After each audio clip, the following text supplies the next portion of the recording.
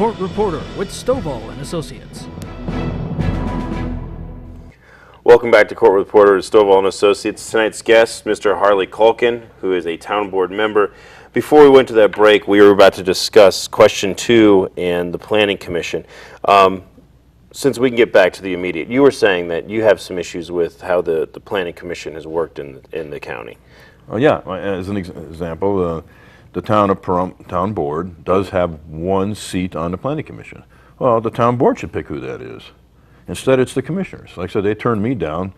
Now, they can come up with all the rhetoric they want. The real reason is that I have an ability, because of my lifelong experience as a former planning commissioner, to influence others and maybe changing their mind a little bit. You can want something all you want, but if you don't have the backup that's viable, you're not going to get someone to change their mind, right? So they didn't want me on there. A perfect example of what I'm talking about is Two Brothers Junkyard on the north end. They wanted to change their zone to heavy industrial. Well, that would cause problems. That's a residential neighborhood, and you can put heavy industrial in it. And then by changing the zone, now they're telling them that they got to pave the whole adjoining 5-acre lot that they have. That was their problem. They have an adjoining 5-acre lot, and they wanted to be able to use it in the same manner of their initial lot, which had a conditional use permit. And the county says, well, we don't allow a conditional use permit to move over to the next lot as well. So I told them, well, your answer is real simple. You want these guys to spend hundreds of thousands of dollars, you're going to put them out of business to pave the additional lot. That's not going to happen.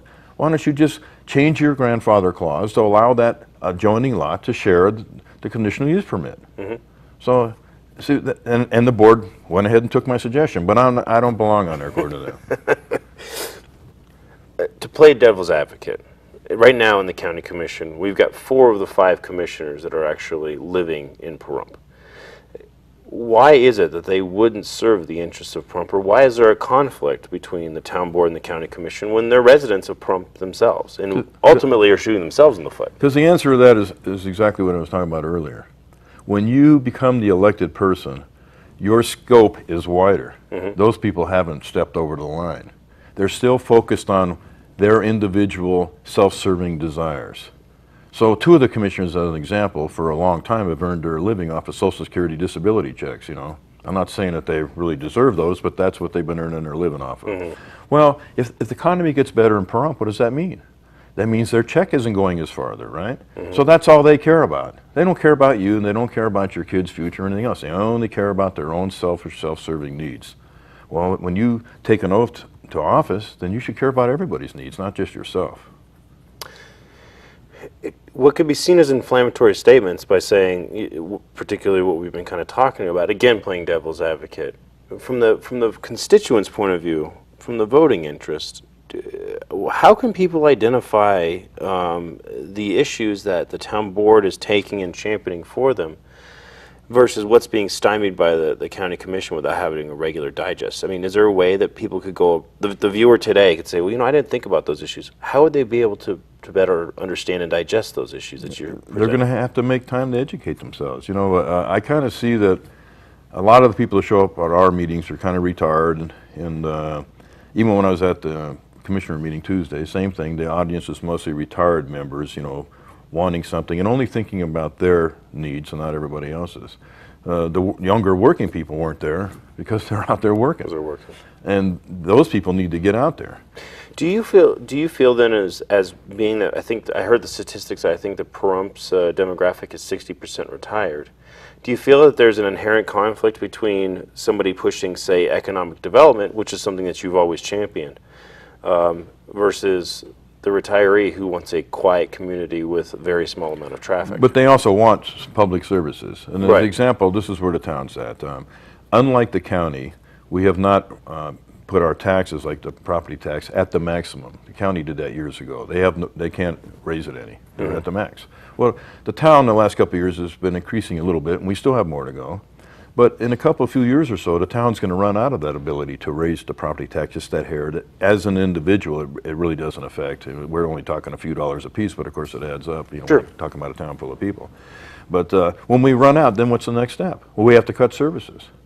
Well, what services should I cut, or who should I lay off? So, you know, when you lay off people, you cut services. So how about the ambulance loses us money, so maybe I should just stop sending ambulances to people's houses.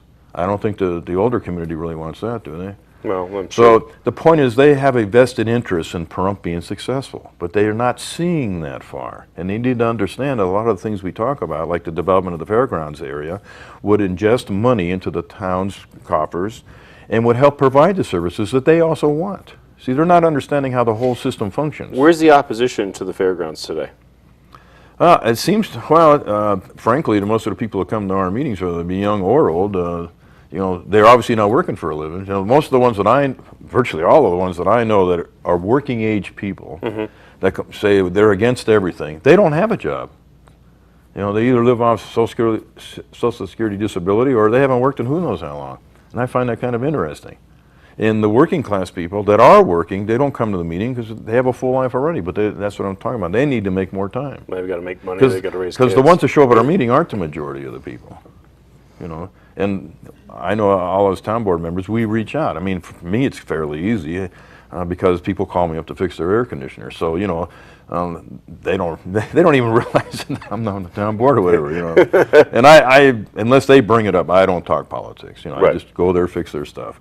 But if they bring things up, or I might just hear, you know, they'll be complaining about things or whatever, you know. So it's easier for me to know what's going on in the average person's mind. So again, I think that being that you have this position now, and you've also retained your position as a private citizen running an HVAC company, do you feel like your position, or that your views on things have been skewed by, really is an unpaid position of the town board, but still a fairly powerful position? I mean, it is very, very well covered. Your antics and your comments on things seem to get more media attention than anybody else's.